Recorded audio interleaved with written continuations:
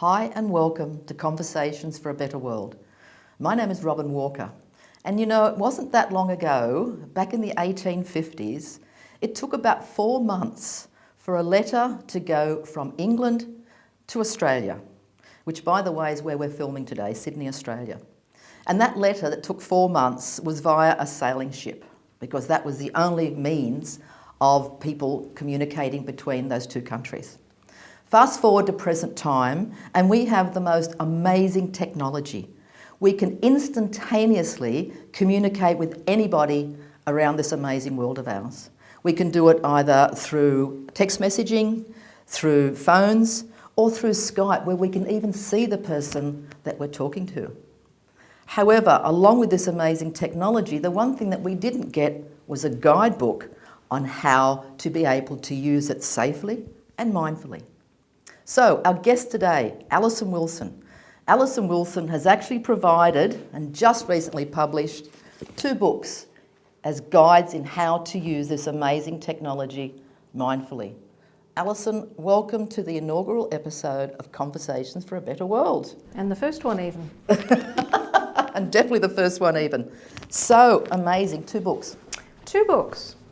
2 books. One's the what and one is the why. So the first one, Hold the Phone, tells you what to do, how to best cope and best live with this technology so that you can use it whilst minimising the risks to your health. Yep. And the second book, Hold the Phone, Here's Why, is the why book, which tells you why it's a really good idea to just make very simple changes to protect your health. Okay, excellent. Now, obviously we're going to be going into what it's all about. I believe, though, you took something like 7 years of research. I did. To compile these. It took 7 years. Yep. A lot of that was research, a lot of that was rewriting. Yeah. A lot of that was life intervening, as it does. Yes, it definitely does. Stops you getting from A to B in the shortest period of time. And we all know about that one, don't we? But it's actually been really handy because in those intervening 7 years, the general public has found out a lot more about this technology, and I think most people nowadays have heard at least 1 or 2 things on radio or TV, letting them know, just alerting them, even if it's in the back of their mind, that there are some or potentially some health concerns with using this technology. And that's been brilliant because my books are positive, it's the good news. I'm just showing people what to do. Yeah. So instead of focusing on the heavy stuff, the bad news, I wanted to focus on what to do. Yeah, yeah. So it's not doom and gloom, and obviously neither is this episode that we're filming with Alison today. It's about the good news because it is amazing technology. Now, the foreword in both of the books is by Dr George Carlo. Yeah. Can you just very briefly tell us who he is? He would be one of the, if not the foremost scientist who specialises in this area. He was in on the science at the very beginning. He conducted what is still the largest research study into this in the early days. And he was the one who was responsible in the very early days of bringing to the public's attention the fact that, hang on, there are some potential health issues associated with using this technology. Yeah, okay. So just to establish the credential of George and also him, the reason why he did this foreword for you, part of it is what he says here, which is what Alison was just referring to. My job was to run what remains the world's largest research effort into mobile phone dangers. 7 years, 56 separate studies, US government oversight, and 28.5 million in funding. And that was back 1992 to 1999, and the funding came from the mobile phone industry itself. What's interesting that he goes on to talk about in the foreword is that the conclusion, it was recommended to the government in the US and the global telecommunications industry because of what was discovered to empower consumers to make their own informed safety choices. Unfortunately, that did not happen. No. So well, not only did it not happen then, really it continues to still not happen. Yeah. There's very little that the general public hear about this. Yeah. So as a general public, back in the late 90s, we did not Yet again, there was no guidebook given. No. And that was an opportunity to give a guidebook. Okay, and also, you know, a lot of people go, well, you know, there's not a lot of research there. Well, as George continues to say, he has a personal library containing more than 17,000 scientific papers. Yeah. That's always one of my favourite lines when I listen to an article or on the TV or listen to a radio report, is when someone says, well, of course there's no evidence. Yeah. Because that is just not so. Yeah. There are thousands and thousands and thousands of scientific studies that are out there that show that there is potentially an issue with this. That's right. Yeah. And we are seeing a bit of a drip effect coming into mainstream media now, aren't we? Yep. Which, as you said, enabled your books to not be doom and gloom. Yeah. But to tell the... I think it's important to stress that for a journalist, if a journalist is just asked to look into this subject and they're just given a short period of time, it's impossible for them to do that, because looking into this subject properly, it's not a short-term project. Mm-hmm. You have to immerse yourself in it to understand it. So it's very difficult for most journalists to actually be able to report on this accurately, because you can't just dip your toe into the water. You have to really study it and understand the studies and learn who the real experts are. So it's difficult for journalists as well. So they're caught, you know, almost between a rock and a hard place. They are. In giving informed information. Well, that's interesting you say that, because George also talks about the axiom, knowledge is power, has particular relevance here. And this is precisely why this knowledge conveyance book by Alison should be read by and remain on the bookshelf of every parent, spouse and friend of every person who uses mobile communication devices. He goes on to say that Alison has done what governments, scientists and industry have so far failed to do, and that is empower consumers to make their own informed safety choices about wireless.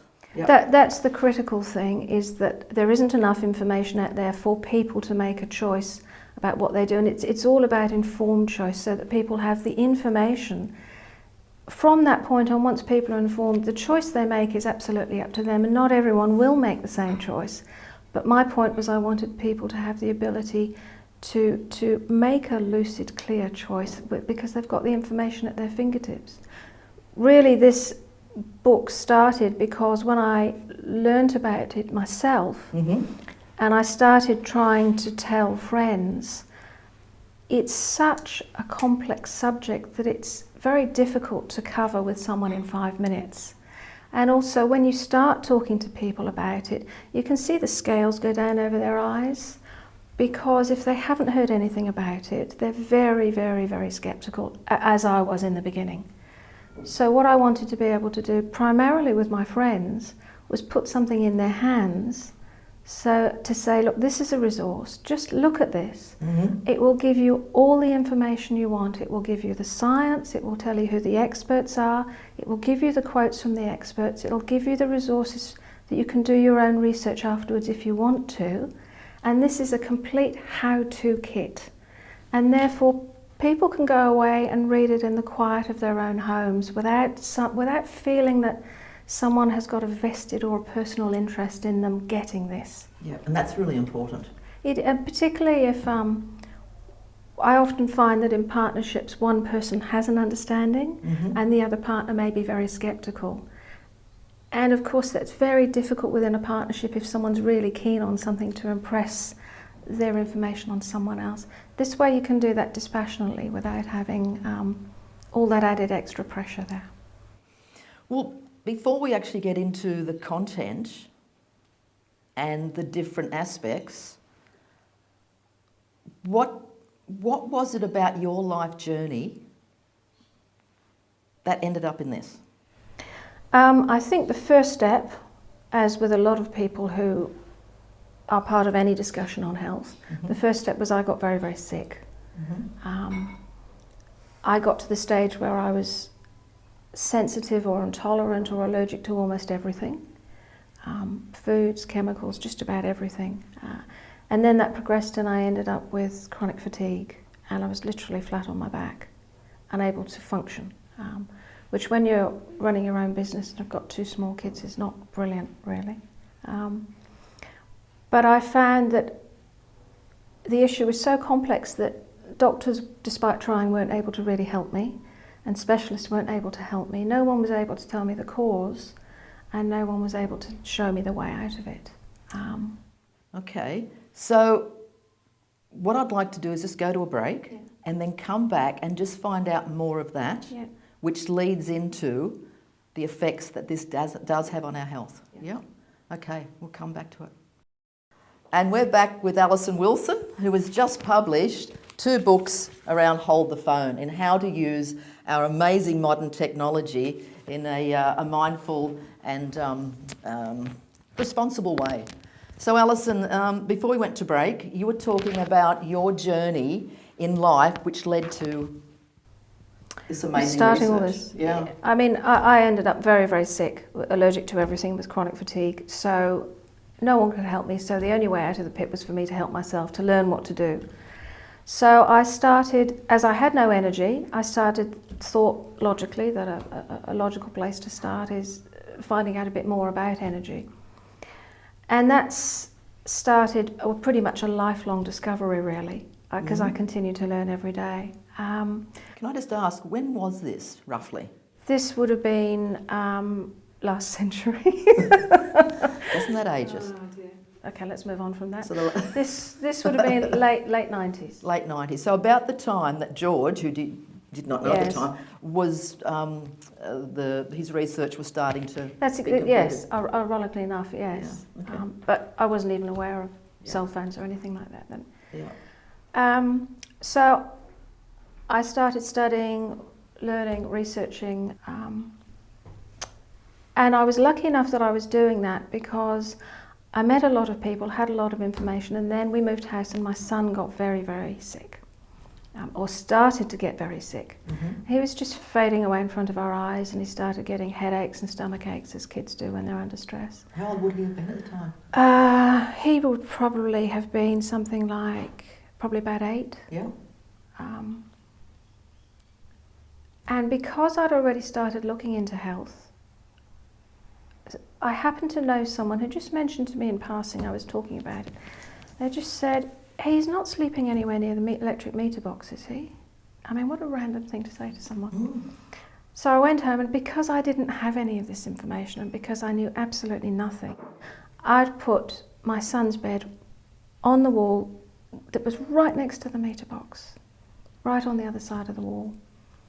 So I moved the bed to the other side of the wall, and he started to get better instantly.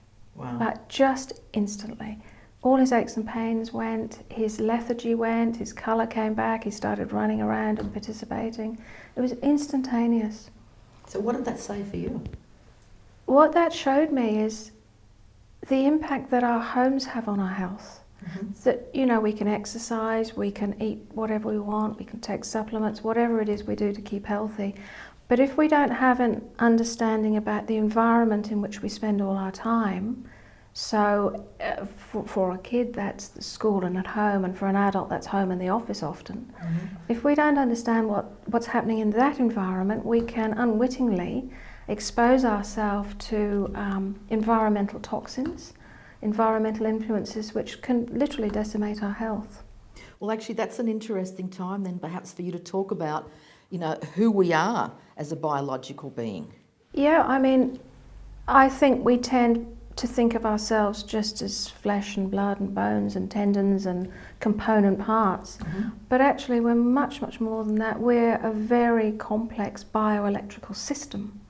And that system functions fully by a series of communicative signals, and if any part of that bioelectrical system is interrupted or distorted, then the system can't function as a whole, and that's when we start to malfunction as humans. And that malfunction, depending upon the environmental influence and depending upon the person themselves, the net result of that can be a physical ailment, a symptom, or it can be behavioural, it can be emotional, it can be mental. Because it's a whole system, it can have many, many different effects. I mean, for example, someone can get anxious and not have any clue that that could be due to an environmental influence. They just think they're anxious or depressed or tired. So it's it's really important to look at ourselves of beings of energy, of electricity, and the critical thing is not to interrupt that flow, and that can be interrupted and distorted by a really, really heavy source of man-made electromagnetic radiation, as in my son's case. Yep. That was such a powerful influence so close to him for so long that it overrode his own bioelectricity and caused him physical problems. So that then led you to study what? Well, I needed to know more about that. Yeah. I couldn't just take that and walk away. I mean, I've had friends who've had children who've been really, really sick. And I was so lucky that I've got goosebumps. I was so lucky that was us because it was very, very close. And it was only because, I can't believe I'm tearing up with this, it was only because someone had some information that they gave me that his future is, he's an athlete now, he's so fit and strong, and that was just by pure luck. So I felt I needed to learn more, and that's why it's so important to me to pass this information along, because I know that one sentence can change someone's life. If they just have, how simple is it to change a bed from one side of the room to the other? It's not rocket science. Yeah. But you just have to know. Yeah. This is probably a good time. In Alison tearing up, I actually first met Alison back in 2006 when I had a previous show, Conversations with Robyn, which is all up on YouTube, by the way. And Alison came on the show as a guest. So I've been aware of Alison's journey over the last number of years and what she's gone through in finding the research and where her heart is, and the number of stories that she's heard over the years as a building biologist and going into to people's homes. So I can absolutely understand the emotion that's coming up for you at the moment, because it's been one heck of a journey to help people. But I hear story after story after story of something really simple. People who haven't been able to sleep for three, four years, you know, their lives are pretty much intolerable because they're so exhausted. They do something like move their mobile phone, their cell phone from their bedside table, and they start sleeping. Yeah. It's really simple. Yeah. And basically anyone will tell us that the one room we need to really honour our space is the place we sleep. Yeah, bedroom's Why? critical. Why? Because it's at night that your whole immune system starts rebuilding. You as you rest, you repair and rebuild. But it's also at night when you sleep, during nighttime hours. I stress that because it's not quite the same if you're a shift worker and sleeping during the day. If you sleep at night, in the quiet, in a dark place, that's when your body starts producing melatonin, which is the foundation stone of your immune system. Yeah. Anything that interrupts that production of melatonin can affect your health. Okay, so things like electromagnetic radiation and Absolutely. Microwave radiation Absolutely. upsets the natural... It's actually been shown through scientific studies to it interrupts and depletes the production of melatonin. Yeah. And again, it's please, we're stressing, this is not about doom and gloom. This is about being able to use this amazing technology, but to do it in a healthy way. Yeah. But I think it's important to know, if you say to someone, don't have your mobile phone next to you while you sleep, that has a certain effect. If you say to someone, it's a good idea to take your mobile phone away from your sleeping because it will have an effect on the amount of melatonin you produce, and that's really fundamental to your immune system and your health. Yeah. Then I always believe if someone has a real understanding of why they've been given the information, why a change has been suggested, if you treat people like adults, you don't have to thrash on about doom and gloom, but if you give them the facts, they can make a decision for themselves then with a complete understanding. And I think you find that people are much more likely to stick with changes if they have an understanding of what it's about. Yeah, okay. Just on that, around the sleeping patterns, and we'll go to a break in a moment, so many people that I speak with, especially a lot of teenagers, they actually sleep with their phone. Of course, in different other countries, they're called smartphones or cell phones. Yeah. They actually sleep with them under their pillow. Absolutely. And they even use them as their alarm clock. Some of them sleep with them on their chest or Yes. held on to them, Yes. or absolutely amazingly common, because particularly for teenagers and youth, in many cases they don't want to be out of contact with their social group. Yep. And many of them text through the night or send photos or whatever, and they don't want to miss out on that. Yeah. So they take their cell phones to bed with them. We'll take another break and we'll come back and find out more about Hold the Phone. Welcome back. And we're with Alison Wilson, who has recently published the 2 Hold the Phone books on how to use our amazing technology mindfully. Before the break, Alison, we're talking about teenagers especially, and what you were saying, it's almost like it's addictive behaviour. It does. It has many facets of addiction to it, the behaviour that's being displayed at the moment.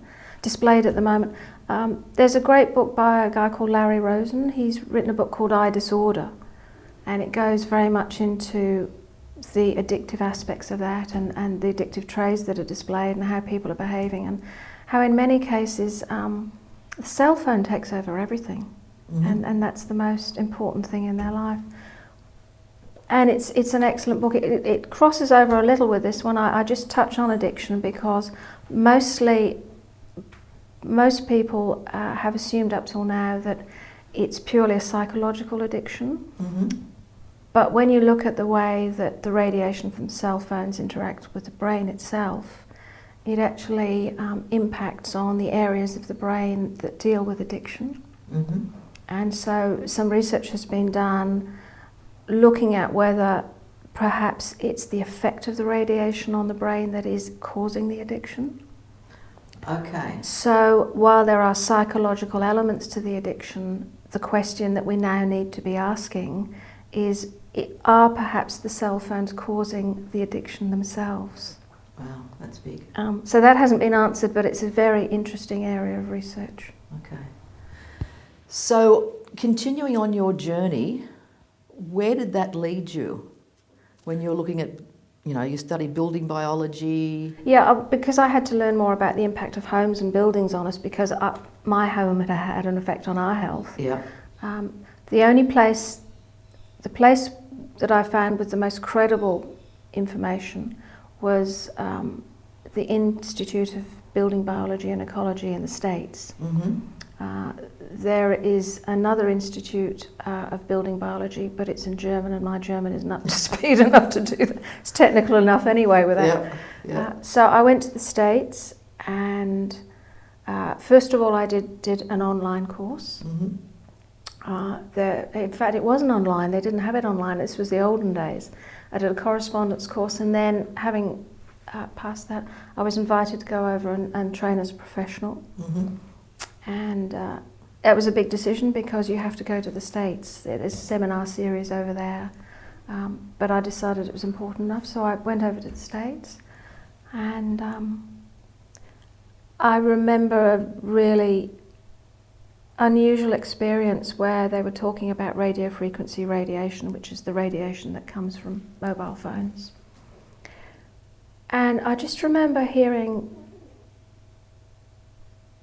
how much this impacts biology, and just it was shockwave after shockwave after, and I couldn't believe it. And there was this strange experience where it was as if reality split in two. And I just stopped and I looked around at the class, and everyone was just listening, and it was just utter belief that if all this stuff was so well known that it was actually not only being talked about but being taught, officially taught, then how come no one else knew about it? I couldn't get my head around that. And so I decided that it was so important that I needed to play a part in that, just helping to bring the information to ordinary people, particularly mothers. I mean, people in my situation, when I was a mother of a child who wasn't well, it was just information that changed my son's health. So I felt it was really important to do what I could to try and bring the information I was hearing, unbelievable though it was, more into the public domain.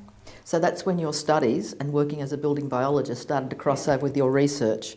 which culminated in the books. Yeah. Well, that's also one of the quotes in your book. I think it was George Carlo was saying something about that the people that do the research, you know, the scientists and all the learned people whose research that you have shared in the book, they're also parents. Absolutely. You know, that they are doing this because, like you, And this is the scientists who stand up and say what they found that flies in the face of what a lot of people want to hear.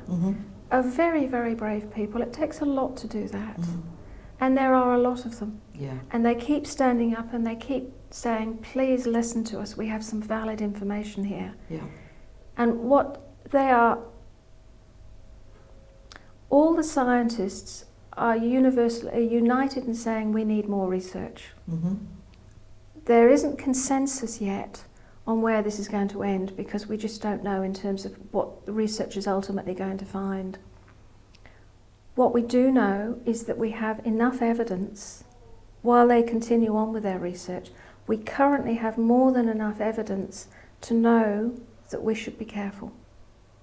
Okay, so then let's start looking at things like cordless phones in our homes, and how can we be careful? How can we be mindful? So why are cordless phones not such a great idea, and how can we? Okay, so going right back to the beginning. The important thing to know, the basis of all of this, is that all mobile telecommunications technology, so whether you're talking about cell phones, cordless phones, or Wi-Fi and anything wireless, they all use and emit radiation that's called radio frequency radiation or microwave radiation. Like we have in our microwaves. Like we have in our microwaves. Nuke our food. I mean, there are lots of technicalities within that, but just keeping it general, if we refer to it as radio frequency radiation or microwave radiation, that's what's emitted by all our different forms of mobile telecommunications technology. A lot of people have heard something about mobile phones, cell phones. Very, very few people even think that that applies to their cordless phone at home. So a lot of people will use their cordless phone in preference to their mobile phone, not realising that in some cases cordless phones output more radiation. But the really critical thing about a cordless phone, if you have a phone, a cell phone that you're using, you're being exposed to that radiation while you're making a phone call. And then you put it down and you walk away and there's no more exposure. With a cordless phone, the same thing applies to the handset. But when you put that handset back into the base station, that base station, in order for you to be able to walk around your home with a cordless phone and pick up a signal anywhere, the base station has to fill your home with microwave radiation. So it sprays out radiation that fills your home or office 24 hours a day so that you have the convenience of walking anywhere with this handset. And we're going to show a demonstration of that, correct? We'll do that, So generally, the further away you walk, the harder this thing has to work, the more radiation it sprays out.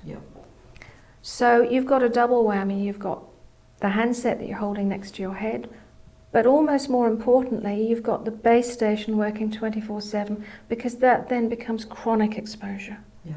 You're exposed to that all the time. The closer you are to it, the more exposure you have. And the younger you are, or the more frail you are, the more of an impact that will have on you. Now, again, I've seen people who haven't been able to sleep for years, not realising they've got one of these close to them. Many people have them on the bedside table. You unplug that, and instantly the radiation stops, and people can start sleeping. Okay, well, let's have a look at your demonstration of that with your little gizmos. And then we'll go to break after that. So just a very quick demonstration to highlight the radiation that comes out of a decked cordless phone. We're going to use a professional quality radio frequency meter. It measures by a gauge, but it will also measure by turning the radiation into sound. So you will be able to hear the radiation that comes out of here. First of all, I'll start with the phone turned off, and then we'll turn the phone on and you'll hear the difference.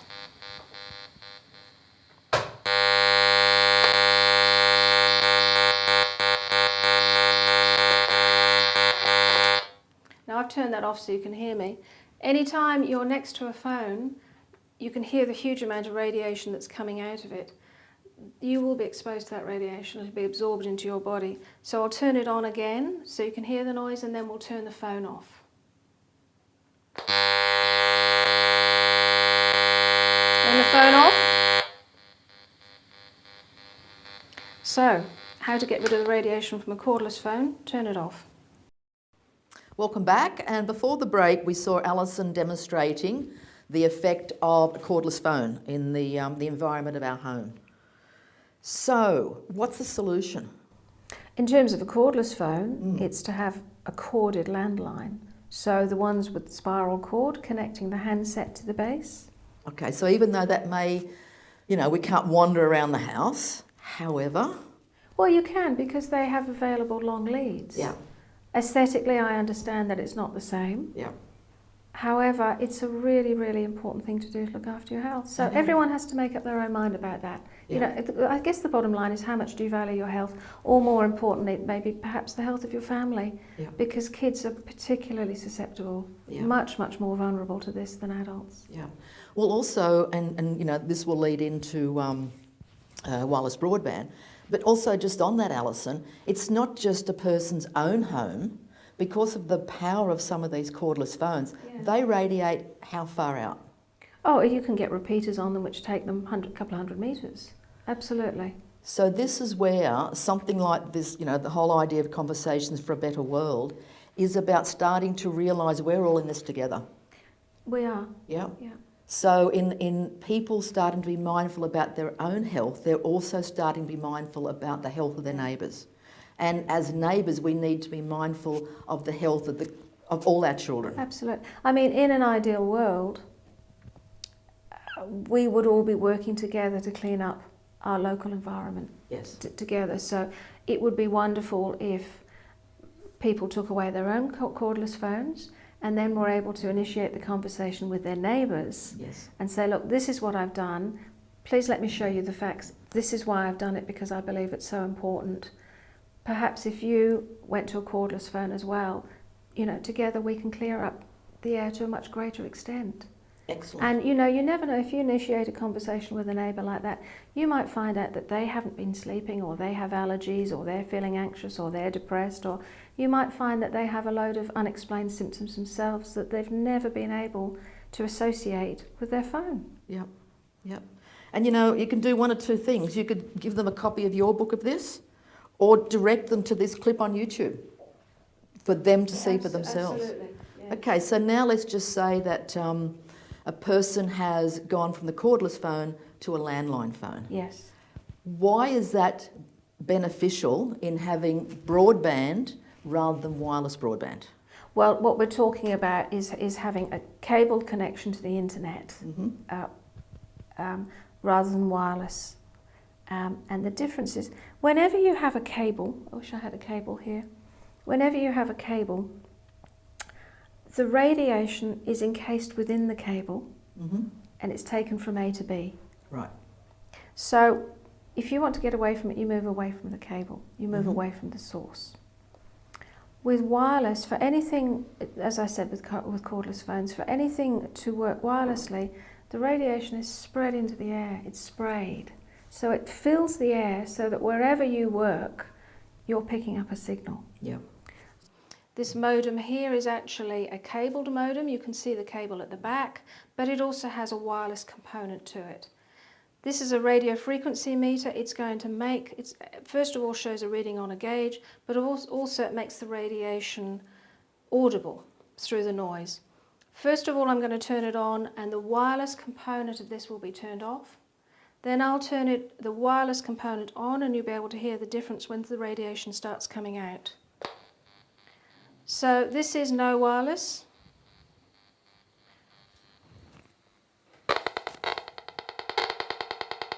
Wireless. I'm going to turn that down. All I've done is turn the volume down so you can hear me. You can quite clearly hear the pulsing. And so if you're sitting here working on your computer, you're being exposed to that radiation. And just to prove the point, I'll turn it off again now. So all I did there was turn the wireless component off, and that's now okay. So if you turn off all the Wi-Fi Mm-hmm. and you stick a cable in the back of your computer, Mm-hmm. it just gets rid of all that radiation in the air. Yeah. So all that, what do they call the smog? Electrosmog. Electrosmog. But also the other added advantage of cable connection is it's more secure, Yep. it's faster, it's Yep. more reliable. So it's not only better for you, it gives you far superior connectivity as well. So I guess yet again, people have got to weigh up a loss of a little bit of convenience with a much better, what do I want to say here? A much better overview of how to live a healthier life. Yet again, not just for themselves, but also they're not impacting on others. This keeps being the key message. And I think the other key message here is no one is asking you to do without this technology. Absolutely not. You absolutely use the computer, just use it in a different way. Yeah. Yeah. It's the same with phones. No one's saying stop using phones, they're just saying use it in a different way, make some adjustments, and it's going to be far, far better for you in the short term and certainly in the long term. Yeah. And probably just on that, Alison came into the home where I was living in 2006 and bringing all her gizmos in, they just went through the roof. We had wireless broadband, we had cordless phones, we had microwaves, we had clock radios, we had the whole lot. And when we turned everything off, it was silent. And that's when I became an advocate of corded phones, broadband, and to this day I don't have a smartphone. I still have your old-fashioned mobile phone because I know it's far better for my health. Yeah. So we're going to show a demonstration of that also, are we not, with a router? We are, and I have to say that one of the things with smartphones, one of the reasons that they are can cause particular problems is the way in which people use the smartphones. Again, it's not only the phone call that's the issue, it's you get particularly high radiation levels, far higher radiation levels, when you're downloading information. So when you're downloading pictures, videos, emails, particularly when you're browsing the web, that's when you've got the highest levels of radiation. Okay. So if you have a simple phone, this is particularly important if people have got kids. Yeah. If they just give them a standard, if I understand that when kids travel away to school and back, parents like to be in touch with their kids and so they want them to have a phone. The critical thing for kids is, number one, is try and get them to, there are many critical things. One is not to carry it around with you on your body. Yep. This applies to everyone, but particularly to kids. Don't carry it on your body, carry it in a bag or have it away from you. Two is do not put the thing next to your head. Because the radiation goes into the brain. I've actually got some pictures that I'd be interested to show you. Yes, okay, let's have a look at those now. And of course, if people have to hold it next to their head, it's about constantly changing sides, isn't it? If you're in a situation where you absolutely have to, Yep. some research has shown that there's an effect after a very, very short period of time. Yep. Seconds, minutes. Yep. So if you have to do that, change from side to side. And the research has shown that there's far less chance of any health effects if you do that. Yep. The best thing is to either find a quiet spot and use a loudspeaker, go somewhere away from people, or to use a corded or an air tube headset, rather than a Bluetooth one, because Bluetooth has its own issues, particularly if people attach that to their ear and walk around all day. So we're going to look at the... Because what you're going to show us now is what? So this is a picture, if you can see, this is the outline of, this is a cross-section this way. So it's an aerial shot. Brain. It's an aerial shot looking down into someone's brain. Okay. That's been cut in half. Yep. So this is the outline of the skull. Yep. This is the grey matter, literally the brain. This is a cell phone.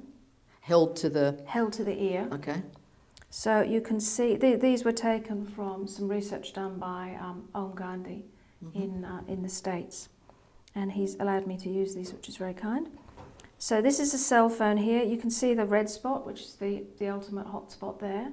And then you can see as the colour graduates, as the radiation goes right the way along that area of the head and into the brain. So that would be going, that's often referred to as a near field plume. So that would be going into the brain a matter of inches. Well, talking about the effect on an adult brain. Yes. You've got two other... Yep.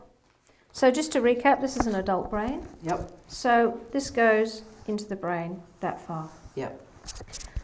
That's an adult. Yep. If we then look at a 10-year-old, Wow. not only does it go far further into the brain, Yeah. but the intensity extends, the high intensity extends far further into the brain. Wow. Now you have to remember that one of the effects of this technology is the effect on the brain itself. So it affects our mental processing. Mm-hmm. And when you look at that and you understand that that is radiation, electromagnetic radiation, and that we are electrical beings, you can see how that is overriding the electrical circuitry of our brain. Mm.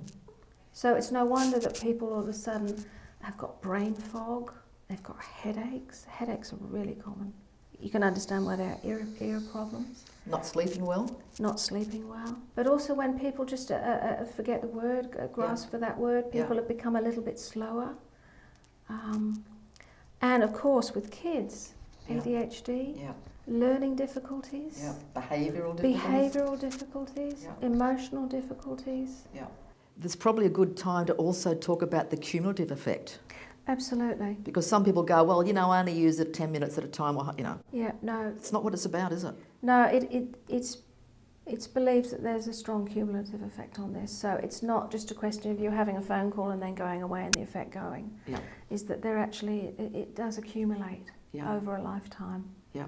And the more it accumulates, the more hours you put into using your phone, then the higher the risk of potential health effects. Yeah. And one of the research studies in there that you talk about in the book is a child that has the phone next to its... There was some research that showed a child after a 2-minute phone call. Yeah. Now you imagine all the kids who, you've got one of your parents working late, so they say goodnight to them on the cordless phone just before they go to bed. They might say goodnight for 4 or 5 minutes. A 2-minute phone call in this research study was shown to disrupt the electrical activity of that child's brain for an hour afterwards. For an hour. For an now you hour. said cordless phone. Is that the same with cordless and a smartphone? And I'm just imagining kids at home. You know, gotcha. one of the parents is late from work. Yep. They can't say goodnight, so they have a 4 or 5 minute on a cordless phone just before the child is supposed to go down to sleep. Yeah. And you've got the whole brain activity has been shaken up and interrupted. And of course, one of the side effects is not only mental processing and cognitive processing, but it's also being able to go to sleep. Sleep at night. So with adults or children, it's best not to make phone calls late at night. Because the later it is in the night, the more likely it is to disrupt sleep. Yeah. Which then has the cumulative effect of all the health problems. Exactly.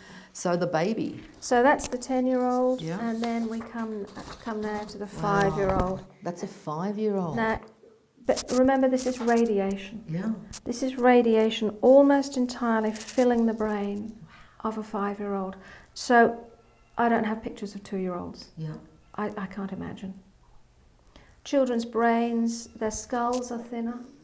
They have more water, so they're more conductive. Their immune systems aren't developed as much as adults, so they're much more prone to the health effects. Also, they're still growing and developed. Their brains are growing, their neurological systems are developing. And so to have this radiation in a child's brain is a very serious issue. Do you know where my thought process goes in seeing that, and you're talking about that? You know, when you say, and look, this is not anything against mums and, you know, and using the, but you know, when we see mums pushing the prams, and they're often talking on their smartphones, and then they'll put the smartphone on the top or right near, which is actually near the baby's head. Yeah. Now, even though they're not actually on Yeah. because the smartphones are constantly downloading emails and all the rest of it. It is activated, and that's constantly next to a baby's head, isn't it? That's really important. I mean, some research has shown effects from just standby on ordinary cell phones. Yeah. But when you have a smartphone that, as you say, is downloading all these messages, whenever there's a download, there's a massive surge in radiation. So if it's close to anything, anyone, let alone a baby, they're affected by that. Yeah. Now, I have to stress that the thing is that, and that's what I'm trying to do, these mothers don't know that. And the one thing I really do not want is any mother to feel guilty because they haven't known. Yeah. And you can't beat yourself up about something you haven't known about. That's really important. There is enough guilt with motherhood already without adding to that. But it's important that they know that so that they can change. Yeah. And yet again, this is why you wrote these books. That's why a large part, obviously, of this was I'm hoping the mothers will read it. Yeah. Because if you're an adult, you can make your own decisions. Yeah. And you can decide whether to listen to information or not. But the children don't have any choice. Well, while we're on babies, let's talk about the smartphones, for example, in blokes' pockets, and how that affects sperm count. Well, yeah, I mean, if you're looking after the health of a child, you know, first of all, you take teenagers and they're responsible for a lot of their own health. They can make their own decision. Then you've got, say, the 10-year-olds, 8-year-olds, and then you've got the young ones who really do need a lot of guidance and are totally under your care. But then there are two other facets that affect the growth and development of that child. One is unborn children, so when they're in utero, we need to keep them free of exposure to this radiation. But then you go a step further and you start looking at the genetic foundation for that child. So you're looking at the DNA makeup. So then you look at the father's sperm and the mother's ovaries. Yeah. And a tremendous amount of guys walk around with their mobile phone in their front pocket. Yeah. So it's right next to their testicles where they're producing the sperm. And a lot of research, not just a small amount, there's a lot of research that's shown the impact on those sperm, both in terms of the reduction in quality, but perhaps more importantly, the reduction of quantity, more importantly, the reduction in quality. So the quality of the sperm is affected. Now that's the very, very beginnings of that little child. So it's affecting the DNA? Yeah, absolutely. So you want that to be as perfect as possible before you start. And hardly any research has been done with women in terms of their ovaries. Now, of course, the important thing is the difference is that men are producing sperm all the time. With women, possibly not everyone knows, girls are born with their ovaries and their eggs in place. Already. So they carry those eggs with them through their lifetime. So in utero, those eggs are forming while the baby girl's forming. Yeah. So when those little girls are formed, they already have their eggs. They're ready to produce their own offspring. Yeah. So it's even more important for them because those eggs run the risk of chronic exposure over a long period of time. Now, not much research has been done on that, but the small amount of research that has been done, they've showed in some cases that not only are the eggs of the person exposed, or the mother exposed, not only have those eggs been affected, but the eggs of the offspring of the next generation have been affected. So one of the big messages here, just as we go to another break, is pregnant women especially to limit the amount of phone usage and not to carry it on their body. Absolutely. So preconception care, if you're trying to get pregnant, look after that side of things. As soon as you are pregnant, keep radiation away from your baby. From both of you, obviously. But particularly be aware, so you don't want to be carrying phones anywhere near, and that will bring us into the question perhaps of passive radiation. Okay, and it's what we're seeing here is we've really got to have a huge shift in paradigm of how we think and utilise this amazing technology, hasn't it? For our future generations. It really is, and as more and more research is done, we understand that we really do have to be very careful with this. Because it's likely that the full results might not be in for, I don't know, 10, 20, 30, 40 years. Yeah. So, like smoking, how long did it take for smoking before they finally realised, okay, yeah, there is evidence that we need to be careful. Yeah. We need to learn quicker this time. Yeah. Instead of wasting those 40 years with some of us getting sick, Yeah. if we do something now, we can prevent that. Absolutely. And there is more than enough evidence to know that that's the wise thing to do. Okay, so we'll go to another break and we'll come back and talk about passive Yeah. radiation. Radiation. Okay. Yeah.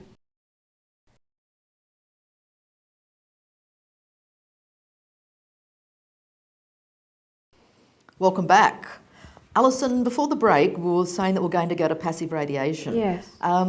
Just before we do that, though, because we're talking about babies, Yes. can we just mention some of the different baby monitors? Yeah, baby monitors are really important, and again, this is something that mothers just don't, parents, not mothers, but parents in general just have no idea about. Yeah. And I understand the importance of baby monitors so that you can hear what's going on if you're in a different room.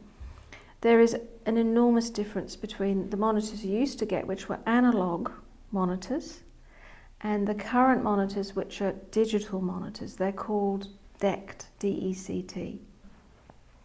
The digital monitors use the microwave radiation, the pulsed radiation. Mm-hmm. And when you hear them, you can actually hear them pulsing. Coming back to what we were talking about at the very beginning, one of the reasons that this microwave radiation, the telecommunications technology, is so detrimental to health, it's the way we send the information. So it's packaged together and hung on a radio wave, but then the way we send it is it's pulsed. And it's now believed that it's that pulsing Mm-hmm. that causes the most disruption to our own electrical system. Is that because we pulse? Well, you can imagine that you've got Like a heartbeat. a very delicate little system that's got its own rhythm. Yeah. You know, and in nature everything's a sine wave. And we talk about taking our pulse? We do. Yeah. And it's a very soft, cyclical rhythm. But this digital technology is very violent, and it pulses like that. Okay. And it completely disrupts our own system. Doesn't that make sense? It does, when Yeah. and particularly if you see the visuals of it, it's like a bar chart as opposed to a sine wave. So then it's completely foreign to, and that's one of the reasons why our system reacts as it does, our immune system, because it's such a foreign type of radiation for us, a foreign type of electricity. Our immune system is activated to try and defend ourselves from this foreigner, this invader, and then our immune system is just depleted because it has to work so hard the whole time. So the baby monitor and the effect on the Thank you child? for bringing me back there. I digress. That's okay. That's what I'm here to do. So the baby monitors, so they pulse Yeah. because it's got this pulsed modulation, the digital radiation, which the old style analog monitors didn't have. But if you put, it's like the cordless phone, that the side that you put next to the baby will be spraying microwave radiation throughout the nursery. And the closer your baby is to that monitor, the more exposed they are. And it's not just the effect on the baby, is it? Because for the parent, they can actually put their end of the... Absolutely. They're made to put on the belt Yep. or in a pocket, Yep. which then is affecting their whole, the mother's milk. Absolutely. Yeah, absolutely. Particularly if the mother's breastfeeding, but Yep. wherever you put it, Yep. you know, if you put it here, it's next to your breast and your heart. If Yeah. you put it on your waist, it's next to your liver. Yeah. Wherever. Okay, so let's have a look at a demonstration with the baby monitor. Excellent. This is just a quick demonstration to show you the huge amount of radiation that comes out of a digital baby alarm. This is a professional quality radio frequency meter. It makes the radiation audible. Now this alarm is already up, it's on, so I'm going to turn this on. You'll hear a huge amount of noise, that's the radiation, and then we'll pull the plug and you'll hear the radiation die away.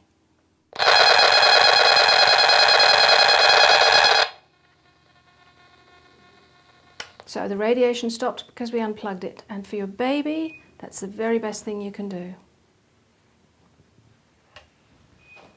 Wow, that was fascinating, just seeing that effect.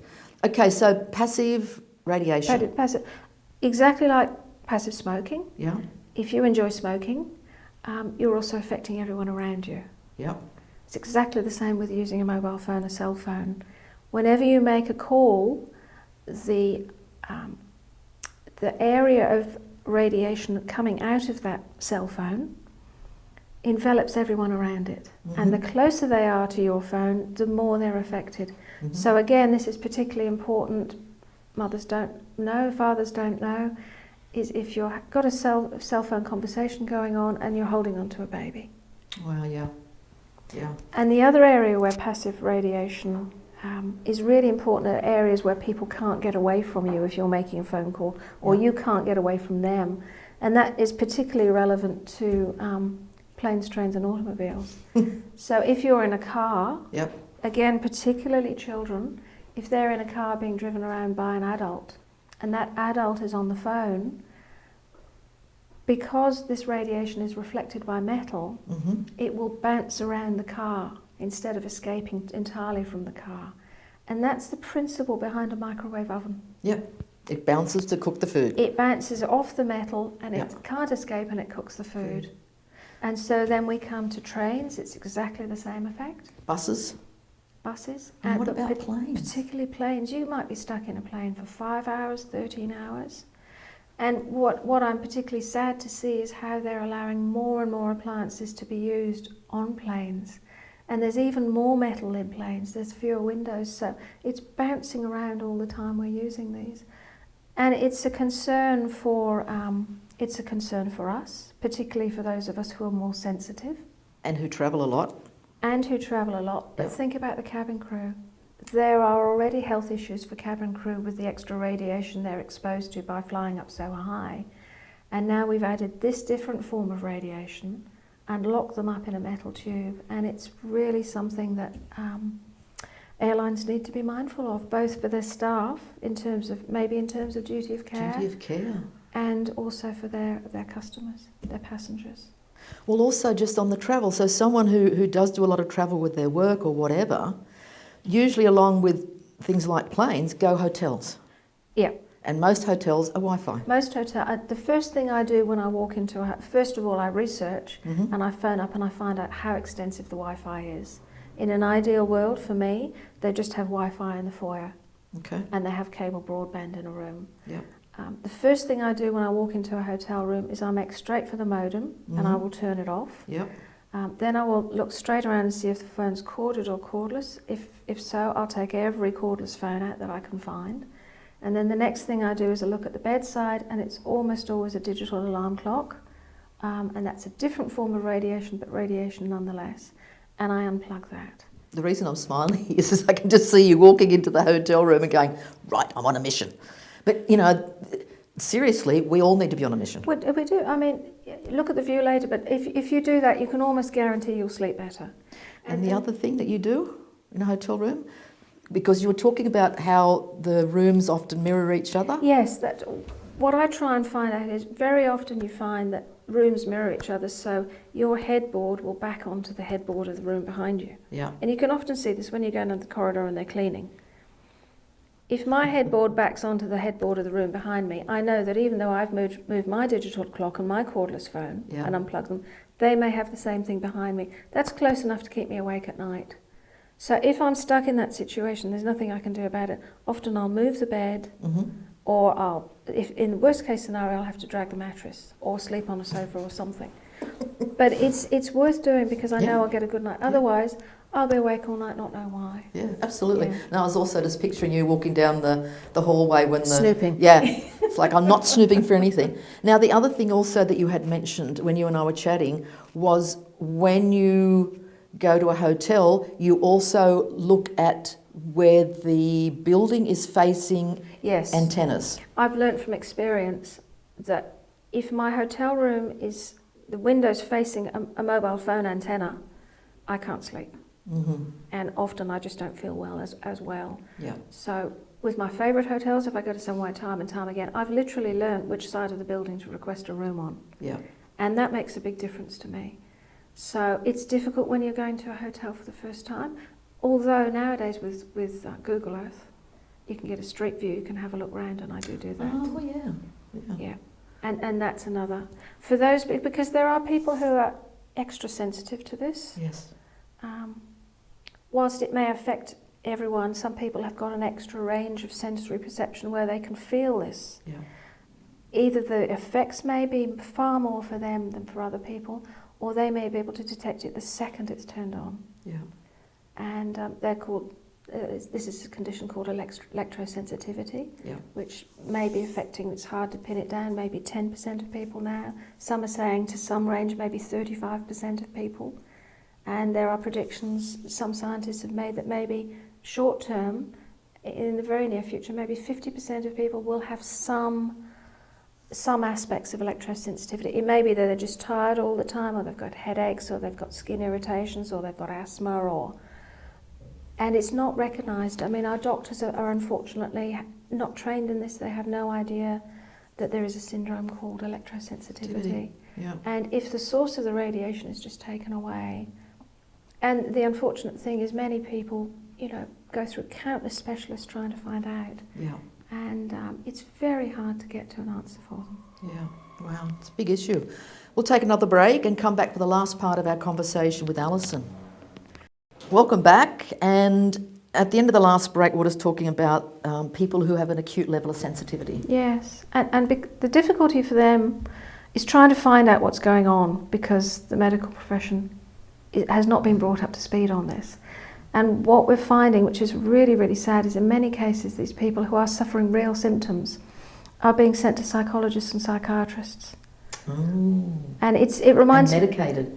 Well, yes, but also they're made to feel as if it's something wrong with them. Okay. And it's a bit like the early days where, do you remember chronic fatigue was called yuppie flu, and everyone was meant it's all psychosomatic, and it's absolutely not, and we need to have an understanding of this. But the most important thing is these people who have this sensitivity, if you know someone who's like that, listen to them, because they're the canaries in the coal mine of our environment. Mm-hmm. They're telling us what's there simply because the rest of people generally aren't able to feel it for themselves. Yeah. So listen to them. Yeah. They're not nuts. Yeah. They've just got an extra range of perception. Yeah. And you've got a list of all the symptoms in there. What would be some of them? Just a couple. Well, the most common ones, for example, would be, and they're very hard to, because it affects the whole body. Yeah. It's systemic, so it can crop up anywhere. It depends who you are and how your immune system's functioning.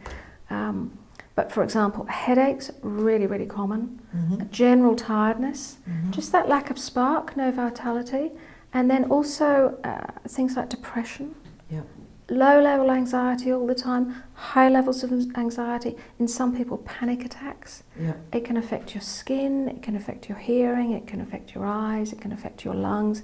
Very common to affect the electrical activity of your brain, the electrical activity of your heart, liver, kidneys. There's a whole range in there. And I mean, in this book particularly is listed the research. And there's a list of research, but they're split into symptoms so that people can see the effect that the research is having. Yeah. And lists and lists and lists of what it does: eyes, vision, fatigue, headaches, heart, immune system, kidneys, melatonin, memory. So it goes on and on and on. Reproduction, there's almost nothing it doesn't affect. Given we're biological beings. Exactly. Well, given we're biological beings, we're Wi-Fiing schools. I know. What is that doing to the... Children are so sensitive, and they're forced to go to school legally, and they're being blanketed with this radiation. The really fascinating thing is, because it affects your brain, it reduces learning. It reduces mental processing, it reduces memory. It has a huge effect on behaviour. It has a huge effect on emotions. What about hormones? You've got a high school full of teenagers with raging hormones anyway, and then you throw that into the mix and it affects their hormone balance. And I mentioned it once before, what we really need, this already, since this has come out, it's been taken to one school that was about to install Wi-Fi, and they've put a hold on it. Wow. Now what's really interesting is, one of the reasons that they're considering not doing it, obviously, is for the health of their kids. Yeah. The other issue is they're looking into the legal responsibility of duty of care. Yeah. And we have to start looking at that as a society. One of the reasons, I have a chapter on Wi-Fi here full of resources for parents, so they're able to take these books and just give them to their Parents and Teachers Association, to give them to the principals and say, just please look at the research, please reconsider. Well, just as we're winding up, your website, which you see at the bottom of the screen, is holdthephone.co. .co. Yep, .co. Yep. So what can people see when they go onto your website? It explains everything about the book. Yep. It explains about the research. It explains about electricity sensitivity. There are some free downloadable chapters. They can look at the entire contents pages, so they see everything that's given in the book. Mm-hmm. And then also it lists all the outlets where it can be bought. Okay, and they can also get the e-book version? They can get e-books, Yep. the variety of different e-book versions, and there's the paperback available as well. Okay, so as we're completing, what's the one last message that you would like to leave with people? One last message, how do you narrow it down to one, is just look at the issues, listen with your gut to what's going on. Mm-hmm. Listen with your gut and your heart, and then make a decision about what you really value. Yeah. Think about your health Yeah. versus convenience, because it may be more like it is that you are going to have to choose between convenience or health. Yeah. Everyone's decision is different, but just work out now what you value most, Yeah. because that's the bottom line: health or convenience. Yeah. And as we complete this conversation with Alison, we've mentioned twice about duty of care. And for me, this is what Conversations for a Better World is about. I honestly believe that, there's 7 billion plus of us, and we have a duty of care to each other. It's about coming back together as a collective society. One of the quotes that came to me many years ago, which is going to be on the new show website: we are one people, and we are living on one planet, and we all breathe the same air, and we all feed from the same earth. And now I could tear up.